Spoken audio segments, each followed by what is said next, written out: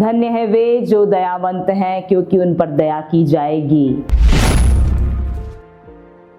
पहाड़ी उपदेश के पहले 4 वचन हमारा रिश्ता परमेश्वर के साथ के विषय में बात करता है, और बाकी के जो 4 वचन हैं वो परमेश्वर का और मनुष्य के रिश्ते के विषय में बात करता है। दयावंत होने का अर्थ है माफ करना और दया दिखाना। वचन बताता है 2 शमूएल अध्याय 22 का 36, तूने मुझको अपने उद्धार की ढाल दी है और तेरी नम्रता मुझे बढ़ाती है।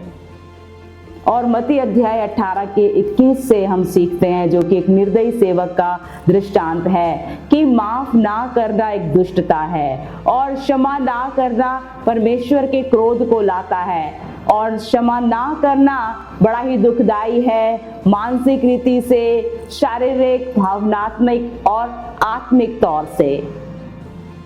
बहुत सारे लोगों को क्षमा करना बहुत मुश्किल लगता है, जबकि क्षमा करने का रहस्य है भूल जाना। तो भूल जाना ही वो कुंजी है जिससे हम क्षमा कर पाते हैं। परमेश्वर भी हमारे पापों को भूल जाता है और हमें क्षमा करता है। वचन बताता है इब्रानियों अध्याय 8 के 12 में, क्योंकि मैं उनके अधर्म के विषय में दयावंत होऊंगा और उनके पापों को फिर स्मरण ना करूंगा। उत्पत्ति अध्याय 41 का 51 बताता है, यूसुफ ने अपने जेठे का नाम ये कहकर मनश्शे रखा कि परमेश्वर ने मुझसे मेरा सारा कलेश और मेरे पिता का सारा घराना भुला दिया है। यहाँ पर परमेश्वर यूसुफ ने जो अपने पिता के घर में जो दुख देखे थे, उन दुखों को परमेश्वर भुला देता है मनश्शे को उसके जीवन में देने के द्वारा। और मनश्शे का अर्थ होता है भूल जाना।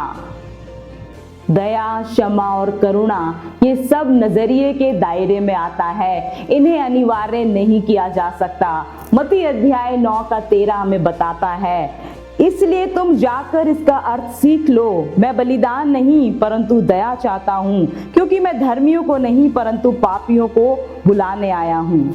कई बार परमेश्वर हमारे जीवन में परीक्षाओं को या कठिनाइयों को आने की अनुमति देता है ताकि हम दयावंत होना सीख जाएं। कुलूसियों अध्याय 3 का 12 इस प्रकार से कहता है, इसलिए परमेश्वर के चुने हुओं के समान जो पवित्र और प्रिय हैं, बड़ी करुणा और भलाई और दीनता और नम्रता और सहनशीलता धारण करो।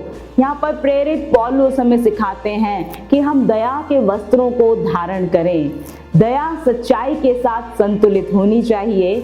वचन बताता है, भजन संहिता 85 का 10 बताता है, करुणा और सच्चाई आपस में मिल गई हैं। हमारा अंगीकार उतना ही अधिक होना चाहिए जितना अधिक पाप हो। क्षमा मांगने का कोई भी अर्थ नहीं है यदि पश्चाताप की भावना ना हो। सब कुछ दृष्टिकोण पर आधारित है। तो जितना अधिक पाप है उतना अधिक पश्चाताप भी होना चाहिए, क्योंकि धन्य है वे जो दयावंत हैं, क्योंकि उन पर दया की जाएगी। बने रहने के लिए धन्यवाद। मैं हूं रश्मि सिंह। आशा करती हूँ संदेश आपको पसंद आया होगा। इस संदेश को अपने परिवार के सब जनों में, अपने प्रियजनों को बांटें ताकि उन्हें भी आशीष मिले। इस चैनल को सब्सक्राइब करें और बेल बटन क्लिक करना ना भूलें ताकि ऐसे प्रेरणात्मक संदेश आपको मिलते रहें।